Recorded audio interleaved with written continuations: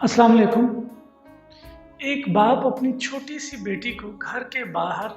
Cycle चलाना सिखा रहा है। आप इस सूरत हाल को इमेजिन कीजिए कि वो बाप अपनी छोटी सी बेटी को कहता है कि बेटा आप साइकिल पर बैठे, मैं पीछे से आप साइकिल को पकड़ूंगा और फिर मैं आपको पुश करूंगा और आपने साइकिल चलाना है आगे। तो वो बच्ची जब साइकिल पर बैठती है तो बैठते ही पीछे मुड़कर देखती है और वो ये देखना चाहती है कि पापा आपने पकड़ा हुआ है ना साइकिल को, मैं गिरूंगी तो नहीं ना। तो वो फादर कहता है, वो बाप कहता है कि हाँ बेटा मैंने आपकी साइकिल को पकड़ा हुआ है, मैं आपको गिरने नहीं दूंगा। तो वो बच्ची हौसला करती है, तसल्ली करती है और उसके बाद वो साइकिल चलाने की कोशिश करती है। बाप पीछे से थोड़ा सा साइकिल को पुश करता है, धक्का लगाता है और साइकिल चल पड़ती है। और वो बाप पीछे से बार बार ये कहता है कि बेटा मैंने साइकिल को पकड़ा हुआ है,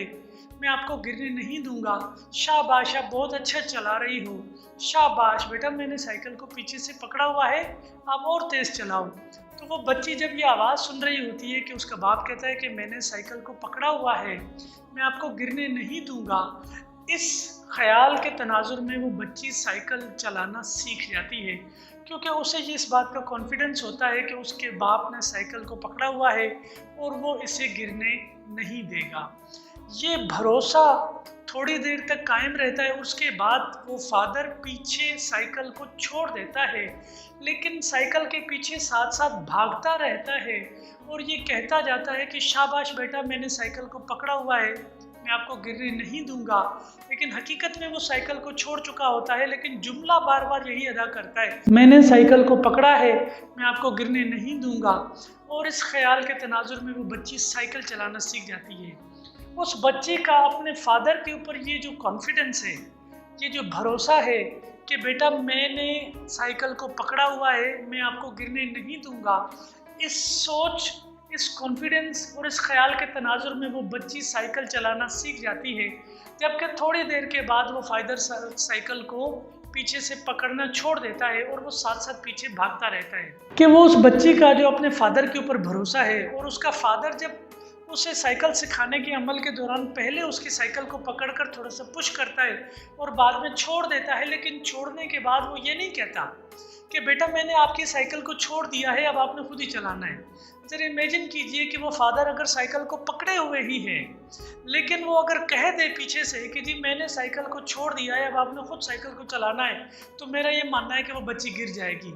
एक्चुअली में बच्ची को कॉन्फिडेंस जो है ना, वो फादर की उस आवाज़ से मिलता है कि मैंने साइकिल को पकड़ा हुआ है, मैं आपको गिरने नहीं दूंगा। जबकि अमली तौर पर वो फादर थोड़ी देर के बाद उस साइकिल को पीछे से छोड़ देता है और बच्ची इस कॉन्फिडेंस में वो साइकिल चलाना सीख जाती है।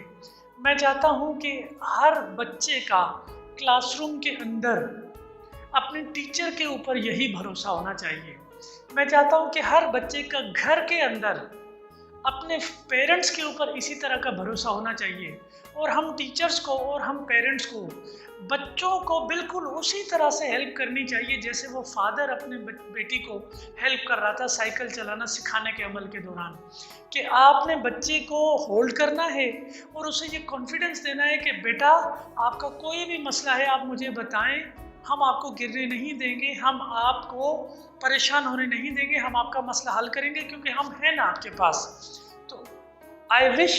कि हर टीचर और हर माँ बाप कुछ इसी अंदाज से बच्चे को हेल्प करें जैसे वो फादर अपनी बेटी को हेल्प कर रहा था साइकिल चलाने के सिखाने के हवाले से। और मेरा ये मानना है कि वो जो फादर अपनी बेटी को हेल्प कर रहा था साइकिल चलाने की प्रैक्टिस के हवाले से, वो एक्चुअली सिर्फ फादर नहीं था, वो एक फैसिलिटेटर था। बिल्कुल इसी तरह से मैं चाहता हूँ कि हर टीचर अपने क्लास के बच्चों की ज़िंदगी में वो टीचर ना हो बल्कि फैसिलिटेटर बन जाए, और उससे बच्चे को अपने टीचर पर इतना कॉन्फिडेंस हो जाए कि वो बच्चा कहे कि मैं अपना हर मसला अपने टीचर को बताऊं, क्योंकि उसी ने मेरा मसला ये हल करना है और उसने मुझे परेशान होने नहीं देना, उसने मुझे गिरने नहीं देना है। So I want you to be a facilitator, not only a teacher. और मैं तमाम पेरेंट्स से ये रिक्वेस्ट करता हूँ कि आपके बच्चों को एक फादर और एक मदर के साथ साथ आप ही की शख्सियत में से एक फैसिलिटेटर की भी ज़रूरत है।